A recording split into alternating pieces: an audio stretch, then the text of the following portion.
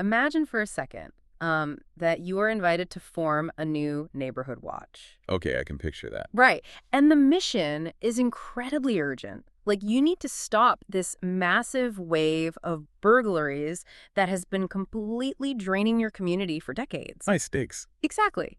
So you show up to the very first meeting, fully prepared to get to work. You open the community center door, and you realize something completely absurd. Uh-oh. What is it? The board of directors leading this brand new safety coalition is made up of the exact same people who have been robbing your house for the last 30 years. Oh, well. Yeah, that is a problem. Right, so what do? Do you pull up a chair and hold your nose because, well, you need the sheer manpower to get anything done? Or do you slam the door, walk away, and refuse to compromise your principles, even if it means you might never actually fix the neighborhood? That is the ultimate question. Mm-hmm. And just to be perfectly clear, before we dive into how that dilemma plays out on a national stage, because, we are dissecting some really intense, highly charged Nigerian politics today. Oh, absolutely. Major players involved. Exactly. We're talking about figures from the ruling All Progressives Congress, or APC, to various opposition groups. And we really need to lay down a ground rule here. We aren't here to pick sides or endorse any of these factions. Right. We're completely neutral. 100%. We are strictly unpacking the analysis laid out in our research to understand how political power actually works. We're looking impartially at the ideas, whether they come from the APC, the African Action Congress, the People's Democratic Party, or the Labor Party. Okay, with the rules of the road set, let's unpack this. Let's look at the inciting incident for today's deep dive, because honestly, it is wild. It really is.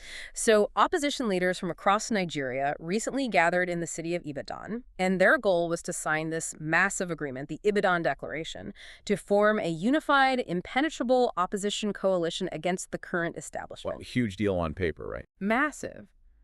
But less than 24 hours after the ink dried, one of the country's most prominent, battle-tested activists took one look at his invitation and basically threw it back in their faces. We're talking about Omoyele Sowore here. Yes, Omoyele Sowore. And he didn't just quietly decline either. He issued a really sharp, blistering public statement across national newspapers like Vanguard and The Guardian.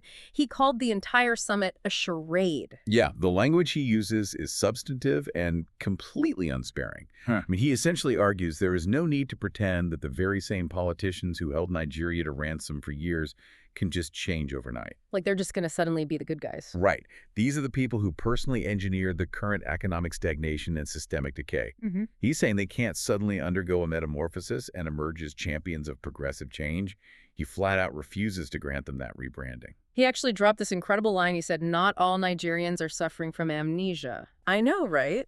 And he explicitly lumped all the major political platforms together. He put the Labor Party, the African Democratic Congress, and the ruling APC in the exact same category of what he called decadence and deception. Which is a huge claim to make. It is. But, if you are someone tuning in from outside Nigeria, or even a local trying to make sense of the noise, your immediate question is probably, who is this guy? Exactly.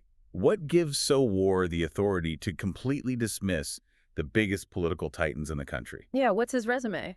Well, his political identity is built on decades of sustained physical resistance. Omoyele Sowore is not just some pundit sitting in a comfortable television studio. Right. He was actually the student union government president at the University of Lagos back in the 1990s, which is a highly volatile period in Nigerian history.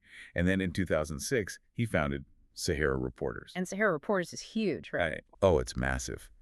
For those unfamiliar, Sahara Reporters isn't just a news blog. It functions almost as an asymmetric tool against the state. By operating out of New York, Sowore built one of Nigeria's most widely read investigative platforms. So he was doing this from outside the country. Yes, systematically breaking massive stories on government abuse of power, corruption, and elite financial crimes, and doing all of it from outside the physical reach of local law enforcement. Though he still ended up in their crosshairs anyway, didn't he? He absolutely did. Because when he transitioned from journalism to actually running for president in 2019 under his own party, the African Action Congress, or AAC, the state came down on him hard. Very hard. In August 2019, the Department of State Services, which is essentially Nigeria's internal secret police, arrested him at a Lagos hotel. And his crime, allegedly calling for a revolution during a protest. Yeah, and the fallout from that was severe. He was charged with a treasonable felony and spent extended periods in detention across multiple facilities. Including Kuje Prison, right? That's a maximum security facility. Exactly. And what tells you everything you need to know about the system he is fighting is that Sowore remained in detention even after federal courts had explicitly ordered his release. Wait, they just ignored the courts? Completely ignored the judiciary. It took massive pressure from the international human rights community to finally get him released in 2020. Wow. So when Sowore speaks about systemic decay, it is literally from the perspective of a man who has been physically locked inside that system's darkest corners. Precisely, which makes his reaction to the guest list at the Ibadan summit completely understandable. Right, because when you look at who is actually sitting around that boardroom table trying to form this new coalition, it reads less like a reform committee and more like a reunion of the last 3 decades of Nigerian governance. Yeah, let's group these figures to understand the sheer concentration of traditional power in that room. Mm. You have the patriarchs of the establishment, chaired by Olusegun Obasanjo. The former president. Right. He was a military head of state in the late 1970s and then returned as the civilian president from 1999 to 2007. And alongside him, you have the perpetual power brokers. Like Atiku Abubakar. Exactly. Atiku was vice president for 8 years and has contested the presidency 6 different times. You also have David Mark, a former military government figure who ran the Senate for 8 years. And we can't forget the career governors, guys like Kwankwaso, Rotimi Amaechi, and Aregbesola. True heavyweights. I mean, these men controlled massive states like Kano, Rivers, and Osun for years. They managed budgets that are larger than some small nations before moving on to powerful federal ministerial posts. These are the literal architects of the system. The patronage networks, the political machinery, the very mechanisms of how power is distributed and maintained in Nigeria. These men built it. They wrote the playbook. They really did. So Sowore's argument is that you simply cannot dismantle a corrupt machine using the very engineers who designed it to be corrupt. His moral high ground here is practically unassailable. Okay, I am going to play devil's advocate for a moment here. Yeah.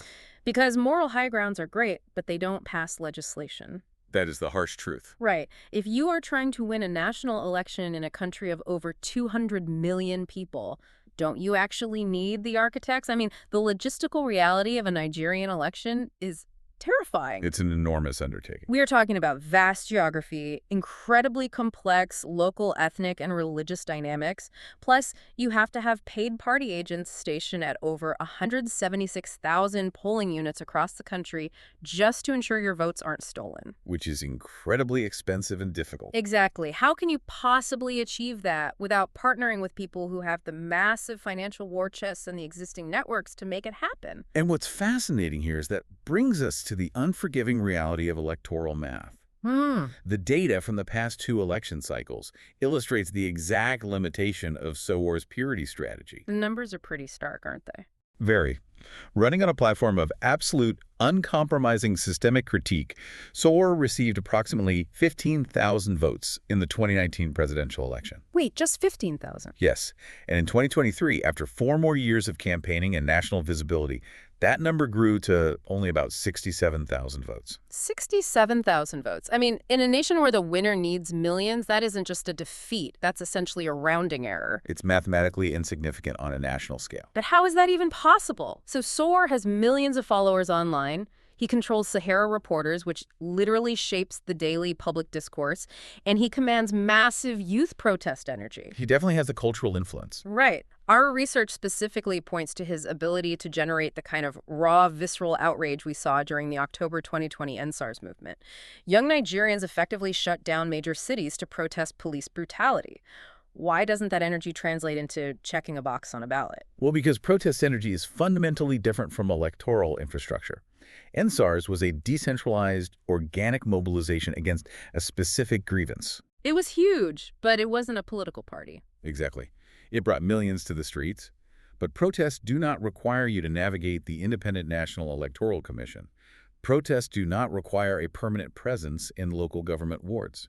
And the AAC just doesn't have that presence? They don't. Sowore's party, the AAC, has 0 governors. They have 0 presence in the National Assembly. And without local politicians tying their own political survival to your presidential ticket, you basically have no ground game. So he essentially has the blueprint for the perfect, uncorrupt political system, but he's refusing to buy any bricks because all the brick manufacturers are crooked. That's a great way to put it. Here's where it gets really interesting, though. If the ultimate goal is to actually fix the systemic decay he hates so much, doesn't he need to win?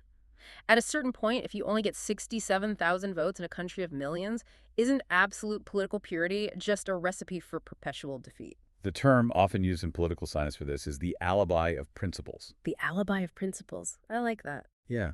It means if nobody is pure enough to work with, you never actually have to engage in the messy, compromising, often deeply unpleasant work of building a winning coalition. You get to keep your hands clean, but the people you are trying to save just continue to suffer under the same regime. That's brutal. But we should also mention that Sowore wasn't the only one who skipped the summit. Right.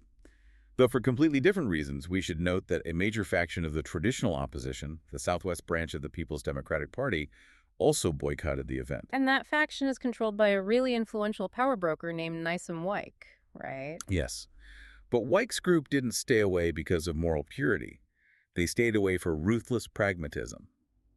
They are currently navigating a complex alliance with the ruling APC government. Wow. Which just makes Sowore's isolation even more stark, doesn't it? He is refusing to ally with the opposition out of principle, while other major players are ignoring the opposition out of pure transactional calculation. Exactly. The room at Ibadan was missing vital pieces of the puzzle from both ends of the spectrum. So let's fast forward a bit to drill down into the specific contradictions of Sowore's stance. There is an event from April 9, 2026 that really highlights this. Ah, the Occupy Any protest. Yes, the Occupyist protests in Abuja. They were demanding structural reforms to the Electoral Commission. And the heavy hitters are all there. Atiku, Amaechi, Kwankwaso, the exact guys from the Ibadan summit. And Sowore's there too. He is, but he explicitly refuses to march shoulder to shoulder with them.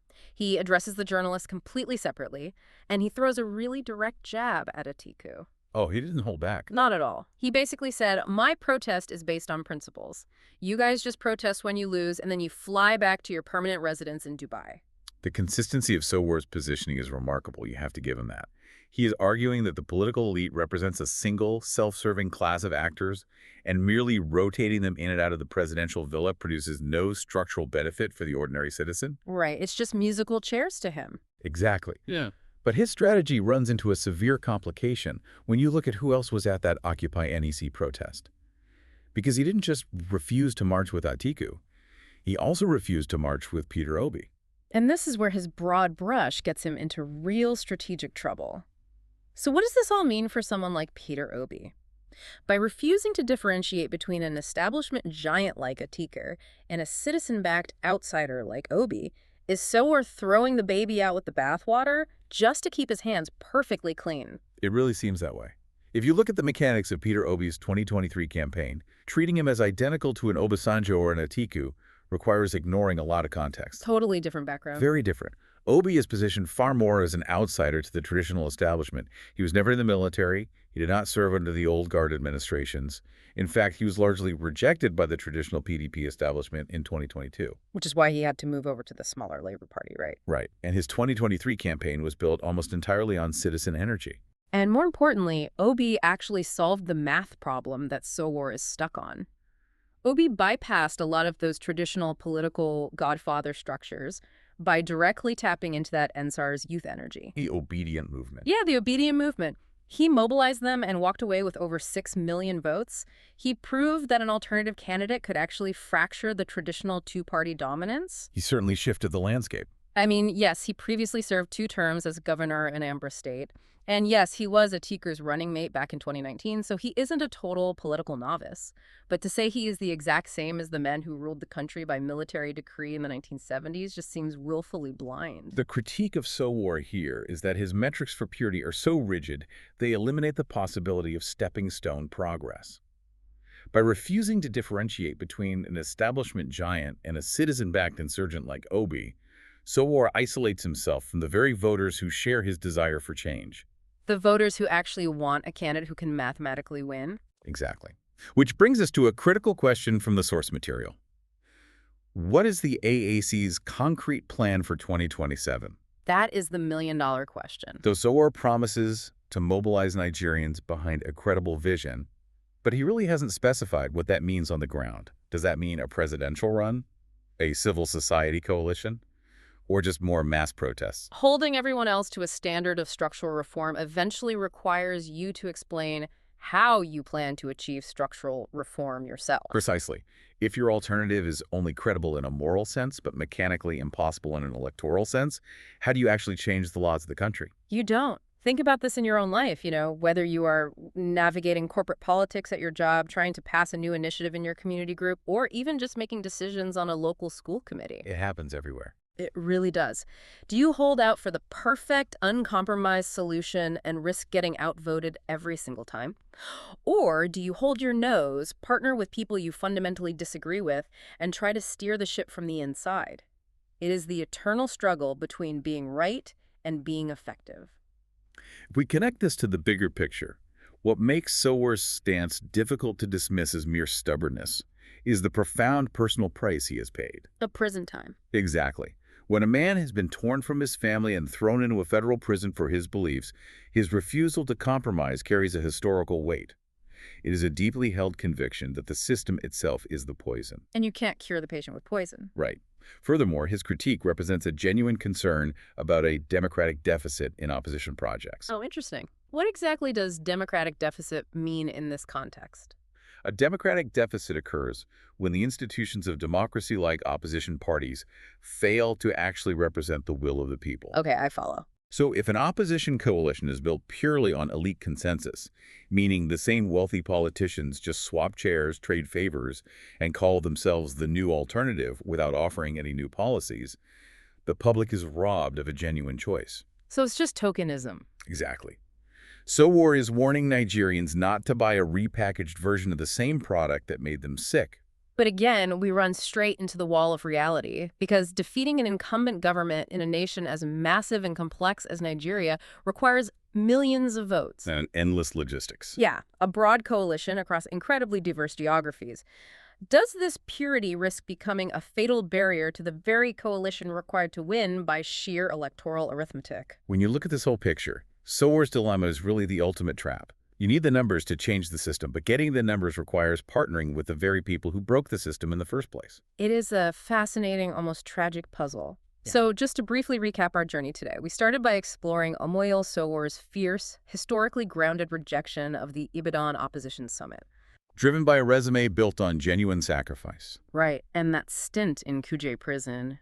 We broke down the mechanics of Nigerian power to understand why he views these coalition leaders as the architects of decay. But then we looked at the unforgiving logistics of national elections.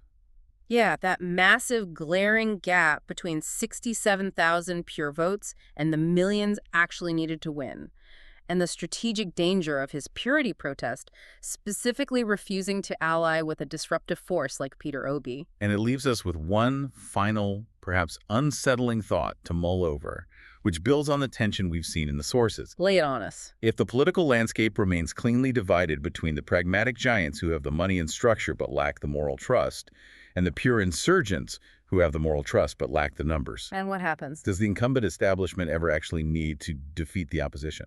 Or will the opposition simply do the job for them by refusing to sit at the same table? Wow. If they spend all their time fighting over who gets to hold the microphone, the guys currently in power just get to keep the building? Exactly. What a thought to end on. Thank you so much for joining us on this deep dive. Keep questioning the structures around you, keep looking for the hidden mechanics of how power works, and keep seeking those aha moments in your own life. We'll see you next time.